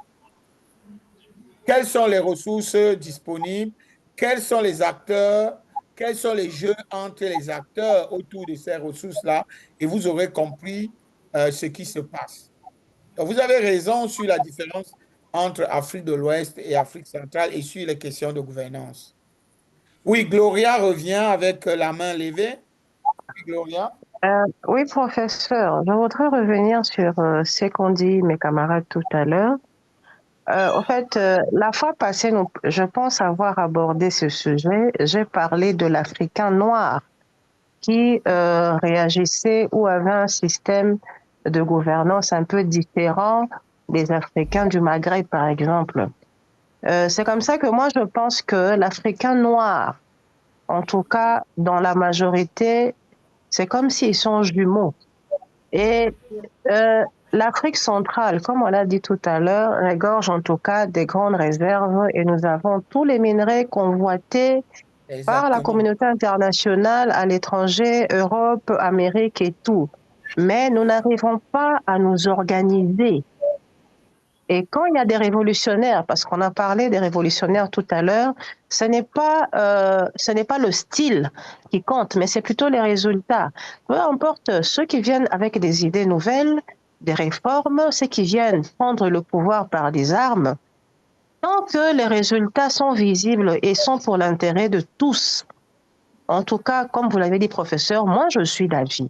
Bien que nous prenons la démocratie. Je suis absolument d'accord avec vous. Oui, bien que nous prenons bien que nous prenons la démocratie, ce n'est pas comment est-ce qu'on arrive à apporter le changement qui compte, mais c'est le changement apporté lui-même qui compte. Moi, j'ai toujours dit que c'est comme si l'Africain noir, le dirigeant noir avait un besoin d'acceptation de l'Europe, de l'Occident. C'est comme s'il avait besoin que son pouvoir soit validé par les Occidentaux.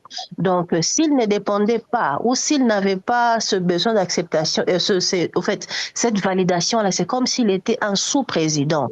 Remarquez nos présidents africains, même dans les conférences, dans les forums internationaux avec leurs collègues et tout ça. Vous sentez qu'il y a un petit complexe. C'est comme si ils ne se sentent pas vraiment acceptés ou appréciés. C'est comme s'ils ont un besoin d'appréciation des autres. Et c'est comme ça qu'ils se plient aux exigences des autres et accèdent facilement aux demandes des autres.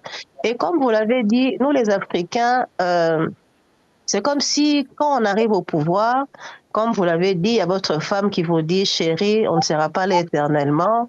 On n'a que 5 ans, donc pendant ces 5 ans, essayons de profiter au maximum, construisons, achetons et faisons ceci, cela. Vous verrez que, parce que les citoyens qui deviennent présidents, c'était le même citoyen qui était citoyen ordinaire. Exactement. Donc, le problème n'est pas d'arriver au sommet, mais le problème est à traiter d'abord au niveau de la citoyenneté de tout un pays. Avoir un changement de mentalité pour que même si un citoyen lambda arrive au pouvoir, qu'il ait ses principes, qu'il ait en tout cas une certaine intégrité afin d'apporter le changement. C'est ce que les gens reprochent aujourd'hui à Ibrahim Traoré et c'est ce qu'on a reproché à Magoufouli aussi. Il a été fortement contesté, désapprouvé par l'Occident.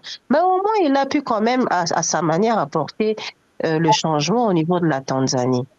Donc, voilà un peu, professeur, ma petite participation. Merci pour cette intervention qui vient compléter en fait ce que votre camarade d'avant disait. Il a évoqué les questions de gouvernance et vous sortez également par les questions de gouvernance.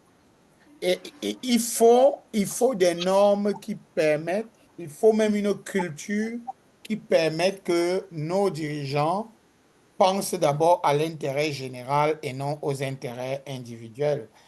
Sinon, on ne sortira pas de l'auberge. Et donc, je parlais de la faiblesse des institutions de contrôle du secteur minier. Alors, il y a un rapport qui a été produit il y a de cela quelques années. Le titre en anglais, c'est The West African Eldorado. C'est un document qui a été publié par le partenariat Afrique-Canada. Et il dresse une carte des problèmes de gouvernance ainsi que de la vulnérabilité posée par le commerce de l'or en Afrique de l'Ouest. Les auteurs de ce rapport indiquent l'impact que l'absence de contrôle peut avoir dans le secteur de production artisanale de l'or. L'absence de structures institutionnelles ou bien la faiblesse des structures de contrôle entraîne des pertes économiques énormes.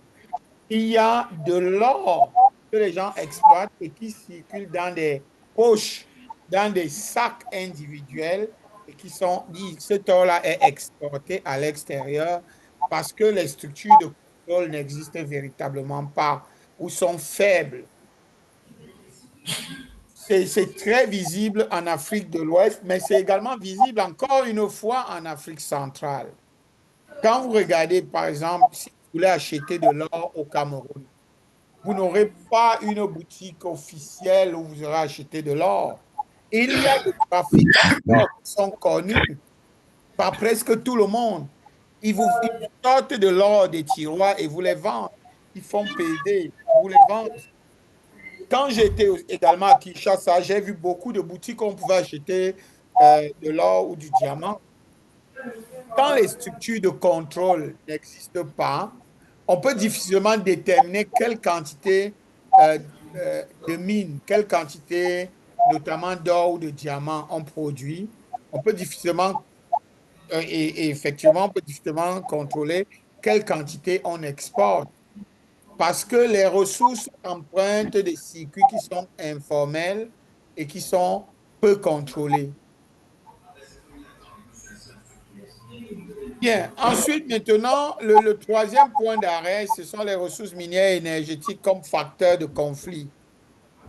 Facteur de conflit. Alors, sur ce point, je crois qu'on a même commencé déjà à gloser sur ce point.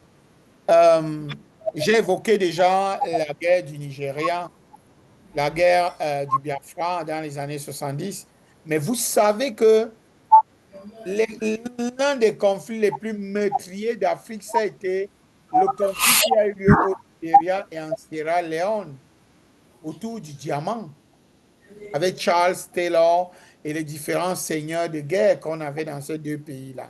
C'était des conflits meurtriers. On a aussi eu la guerre en Angola.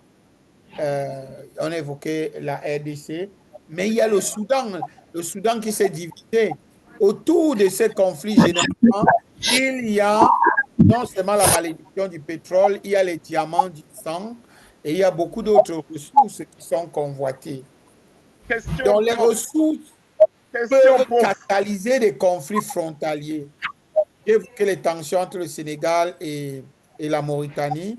J'ai évoqué les tensions, la guerre qu'il y a eu entre le Cameroun et le Nigeria. Il y a des tensions à l'heure actuelle entre le Gabon et la Guinée équatoriale au sujet du pétrole. Donc, il y a de nombreuses tensions comme ça. Les ressources naturelles peuvent également encourager la naissance de mouvements sécessionnistes. Au Cameroun, au moment où nous parlons, il y a des mouvements sécessionnistes au nord-ouest et au sud-ouest anglophone.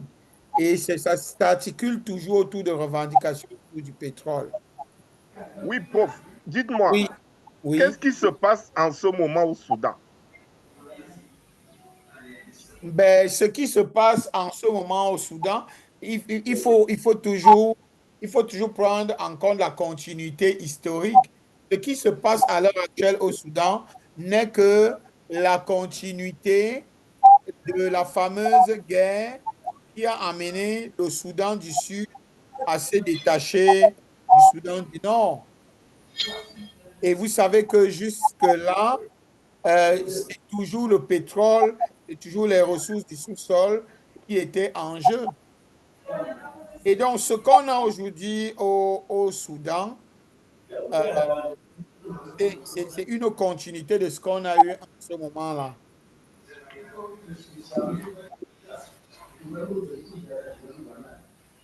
Est-ce que je réponds à la question ou est-ce que vous voulez que je rentre dans les détails?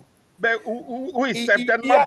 Il y a des groupes armés, pour être plus clair, il y a des groupes armés qui, c'est depuis avril 2023, des groupes armés qui se sont soulevés contre les forces armées soudanaises. Ces groupes armés se sont soulevés contre l'armée soudanaise. Mais ce soulèvement a des conséquences sur le plan humanitaire. Il y a une crise humanitaire au Soudan. Il y a de nombreuses personnes qui décèdent. Il y a de nombreuses personnes également qui vont en exil. Par exemple, ici au Canada, il y a plusieurs réfugiés soudanais qui sont arrivés.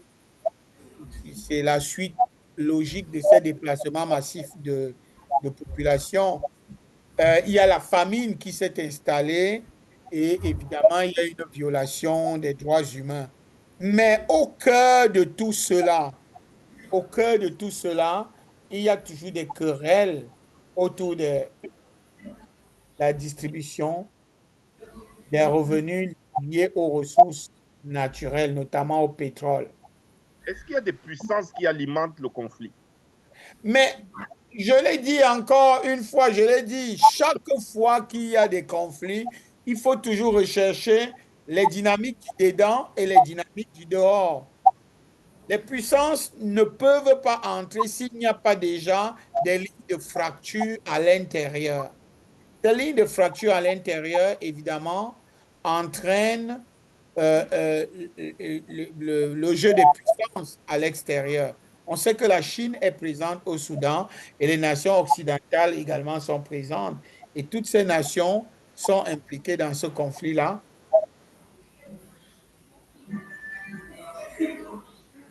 Donc, le troisième élément que je voulais évoquer, c'est les ressources naturelles, en raison de leur abondance, incitent la convoitise étrangère. Et donc, chaque fois qu'il est question de ressources minières et énergétiques comme catalyseur de conflit, on va voir des exemples dans toute l'Afrique depuis les années 60 jusqu'à aujourd'hui.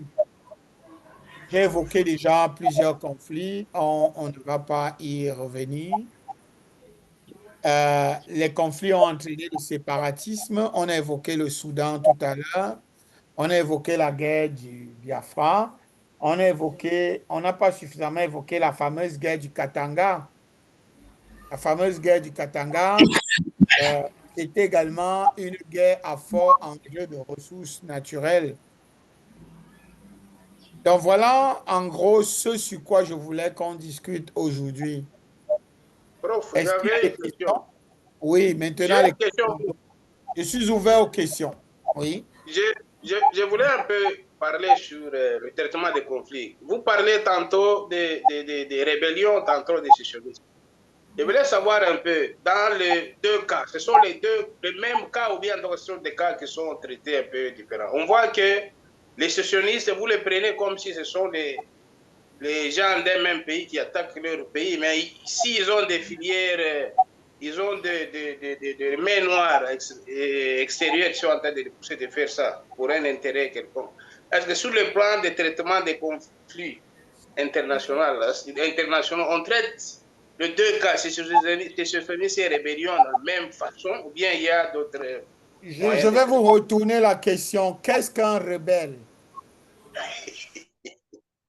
Qu'est-ce qu'un rebelle? Un rebelle, pour moi, un rebelle, c'est quand les gens d'un pays, les peuples d'un pays, ils ont eu soutien d'un autre pays pour attaquer leur pays. C'est ce que moi, dans le Non, cas ce où n'est pas moi. ça un rebelle. Qu'est-ce qu'un rebelle? Un rebelle, Un rebelle. quelqu'un qui se soulève contre un ordre constitutionnel établi, n'est-ce pas? Oui, oui. Alors, est-ce qu'un sécessionniste est un rebelle? Je Oui, pose la question, pour moi, réfléchissons ensemble. Un on peut réfléchir à savoir. sécessionniste est-il un rebelle? Bien sûr. Un sécessionniste est un rebelle parce qu'il se soulève contre un ordre constitutionnel établi. Oui, oui. Moi, si vous voulez, la différence que vous faites, moi je parle des sécessionnistes parce que sécessionniste, je mets en avant l'enjeu qui est utilisé par les troupes qui se rebellent. Les sécessionnistes, en général, ils mettent en avant une volonté de se séparer de leur état d'appartenance. C'est ça les sécessionnistes. Mais à la base, un sécessionniste, c'est un rebelle. Bien sûr. Oui. Bon, maintenant, est-ce qu'on traite toutes les rébellions de la même manière? Évidemment, c'est non. Parce que les conflits peuvent se ressembler, mais ne correspondent pas aux mêmes réalités. Les réalités du Cameroun ne sont pas les mêmes que celles du Congo, ou que celles de la Centrafrique, ou que celles du Tchad. Au Cameroun, quand vous voulez traiter la question de la rébellion, il y a des revendications derrière qui sont des revendications culturelles.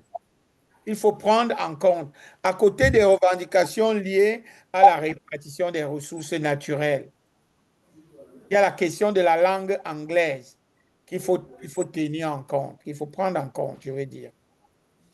Donc, pour répondre à votre question, il n'existe pas une seule recette pour venir, pour traiter des questions de rébellion. Il faut traiter les questions de rébellion au cas par cas en prenant en compte les enjeux spécifiques du conflit. Et je réponds à la question. Oui, prof, c'est bien. Oui, Je vous prends un cas pour qu'on se comprenne. Vous avez trois foyers où, je prends un exemple, la femme est fâchée contre son mari et se rebelle contre son mari et commence à faire des choses qui ne sont pas correctes. Est-ce que il y a une recette, la même recette, vous allez l'appliquer pour 5 foyers qui sont confrontés au même problème? Non. Parce que les réalités des foyers sont différentes. Dans un foyer, vous allez voir une femme qui se rebelle parce que le mari est infidèle. Dans un autre foyer, vous allez voir une femme qui se rebelle parce que le mari est chiche et ne pourra pas passer à ses revenus. Dans un autre, le problème pourrait être lié au fait que le mari n'est pas très ouvert à ce que la belle famille puisse arriver à la maison. Donc, on ne peut pas traiter les problèmes de la même manière. Elles sont toutes rebelles, prof. Comme des États, les rebelles n'ont pas les mêmes revendications dans tous les pays. Il faut tenir compte des enjeux spécifiques des conflits dans chaque pays. oui, c'est vrai. Est-ce qu'il y a une autre question? Oui, prof. On est à la fin là. Oui, je vous écoute. Ouais, je m'appelle Olivier. Oui, Olivier. Olivier qui? Olivier, c'est le nom des Blancs. Olivier Ngoga. Olivier Ngoga, oui. Ouais, je suis à Kigali. Ah, oui, enchanté. Oui, oui. Mais j'étais à Kinshasa dernièrement. Oui, Pour juste illustrer le problème des conflits dont vous avez fait allusion, oui, comme par exemple à l'est du Congo, oui, euh, quand on parle des causes de ce conflit, les gens disent qu'il y a un problème de nationalité, il y a les minorités qui ne sont pas reconnues, et ça cause des problèmes dans l'Est. Et les autres disent que ce sont les pays voisins Géopolitique, hier. qui veulent exploiter les ressources oui. du Et Congo. pourtant, j'aurais pu suivre avec j'ai mon oreillette. Pendant qu'on avait des cours, je pourrais plus suivre. Mais il y a quelqu'un qui parle, qui a un micro ouvert, c'est désagréable. Oui, allez-y, mon cher ami. Ah oui, je disais, les autres disent qu'il y a un problème de nationalité. Il y a des gens qui ne sont pas reconnus à l'est du Congo. De l'autre côté, on dit qu'il y a des pays voisins qui veulent Oui, exploiter les ressources du Congo. Donc, à chaque conflit, il faut d'abord trouver les causes réelles. oui, Et c'est ça ce qui engendre ce qu'on appelle la balkanisation. Surtout la balkanisation, c'est la division. Mais cette division peut avoir plusieurs causes. Ça peut être les nationalités, les minorités, ça peut être le partage des ressources qui n'est pas équitable. Il y a des coins qui sont reculés et les ressources sont exploitées, les ressources sont consommées par le gouvernement central, comme dans plusieurs pays d'Afrique, surtout des grands pays.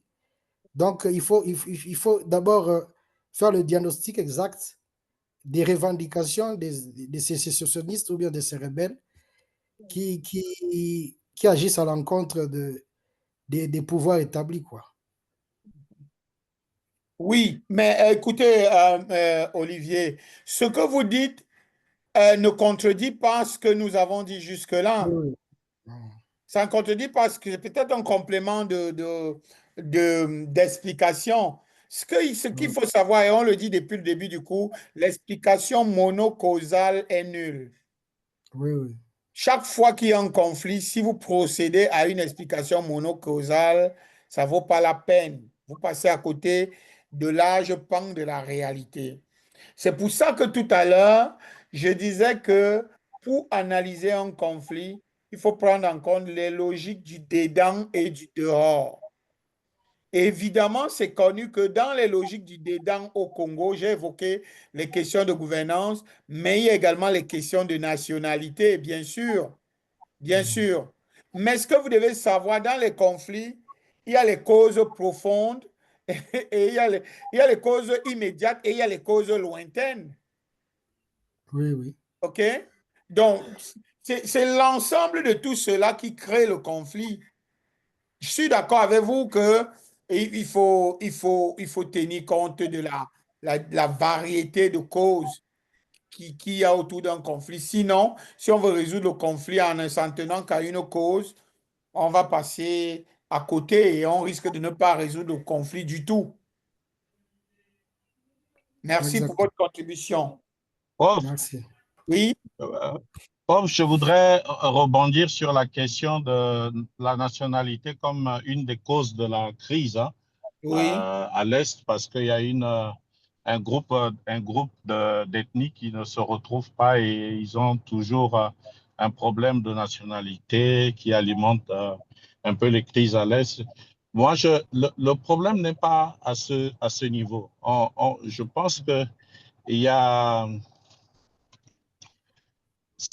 un problème qui est normalisé, hein, je dis normalisé entre guillemets parce qu'on est dans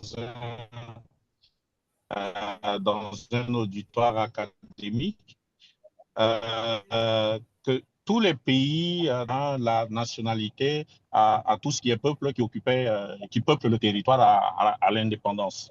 Et donc la question de l'Est s'est posée avec acuité après l'arrivée de la vague avant l'arrivée de la vague des autres, parce que les gens retrouvent nos frères originaires du Rwanda qui se sont migrés dans les territoires de Massissi, le parc de Virunga et autres, réclamait la nationalité de manière globale, qu'on reconnaisse que, bon, ça, ce sont des Congolais, qu'on leur attribuait la nationalité de manière globale.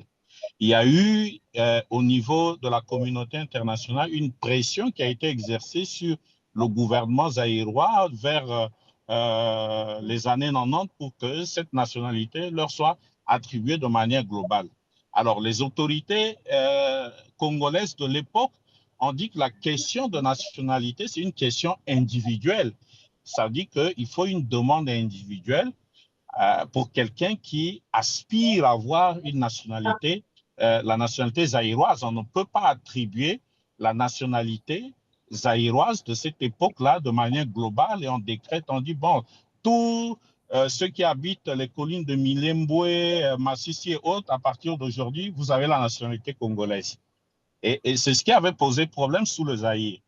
Après, il y a eu le renversement du Zaïre, le problème a continué et je crois que les accords de San City, qui a mis en place la transition, la toute dernière transition politique qui a conduit à la Troisième République, a réglé la question. C'est pour ça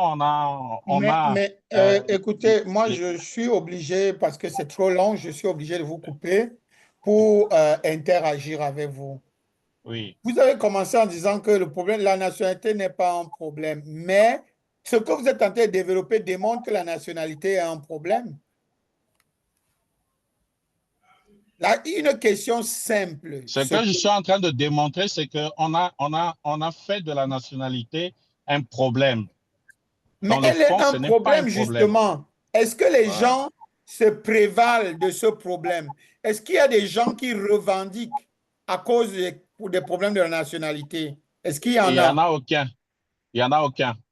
Mais écoutez, mon cher ami, justement, c'est le déni qui est généralement la cause de la prolongation ou du développement des conflits. Quand il y a un problème, le début de la solution, c'est de commencer à reconnaître le problème.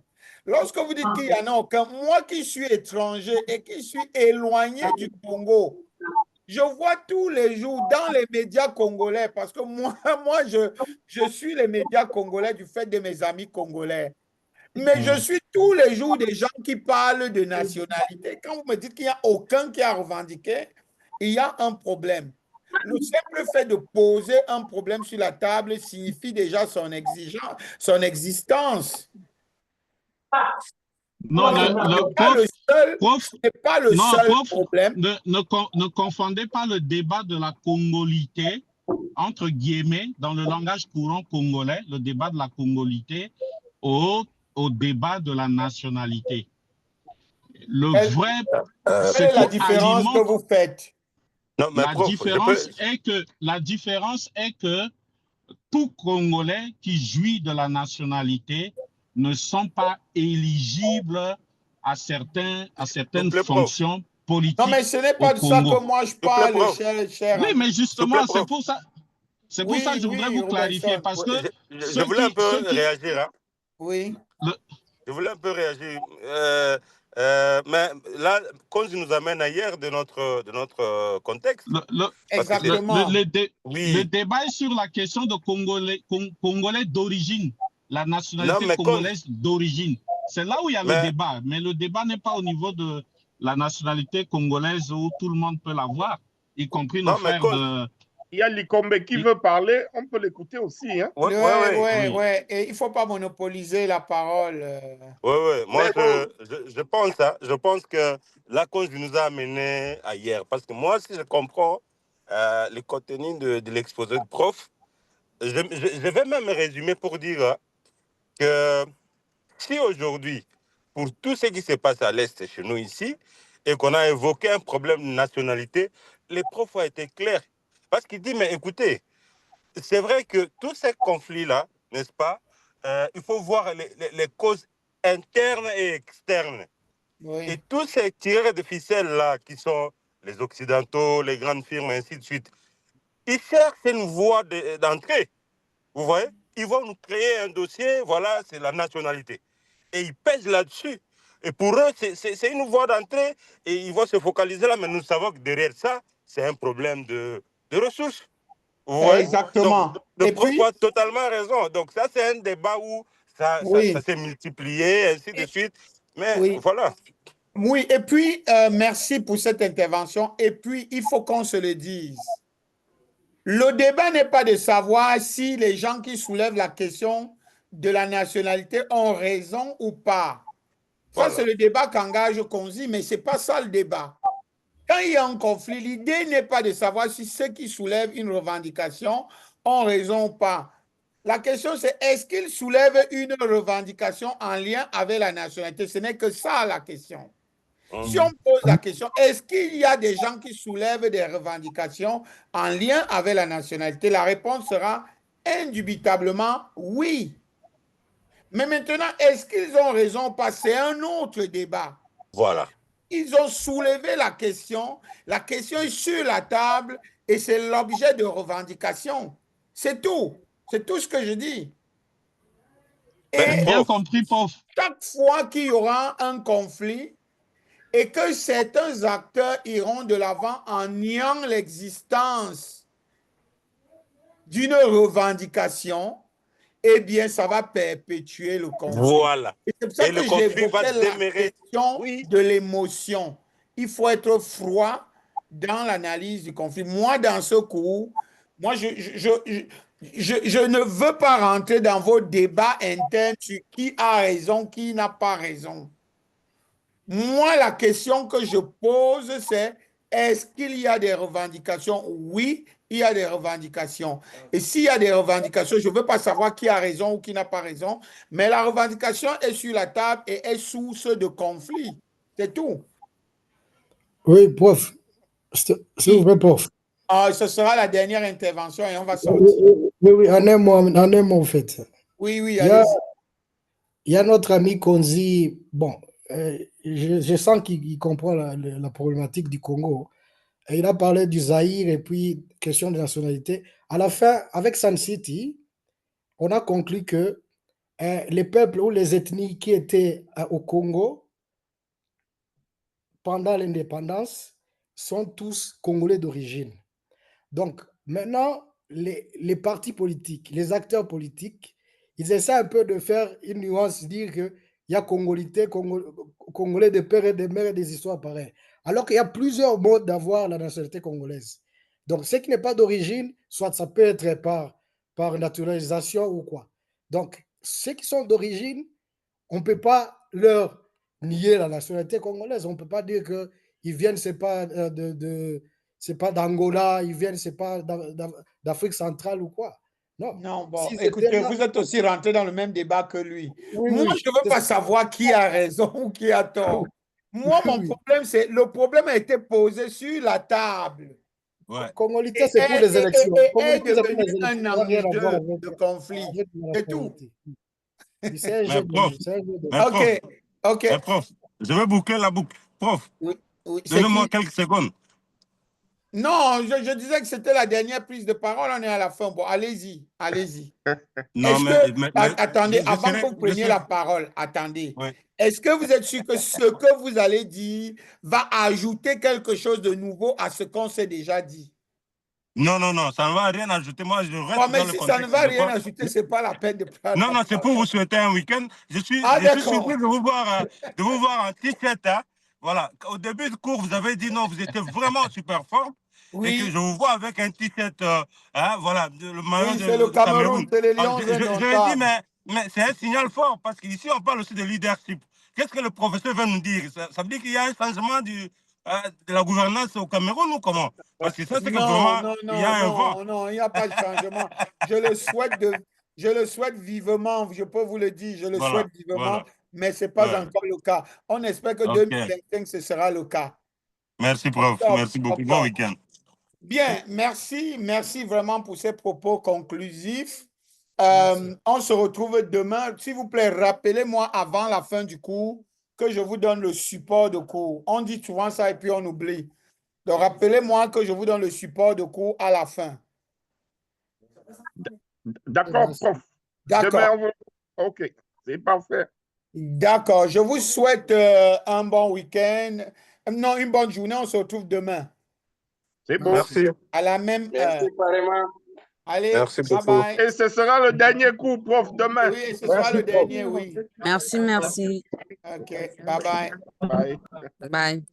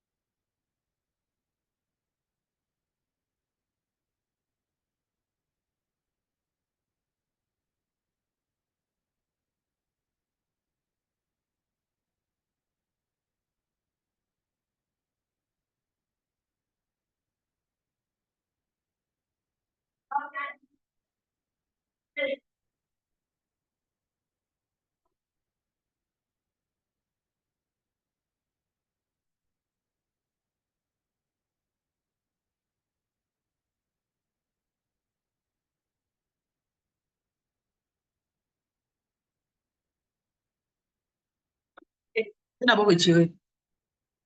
Thế rồi.